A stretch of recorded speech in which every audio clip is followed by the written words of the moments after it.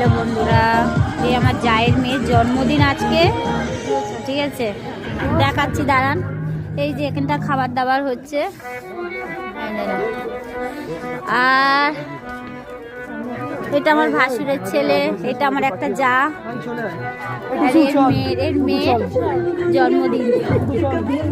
এই যে মেয়ের সামনে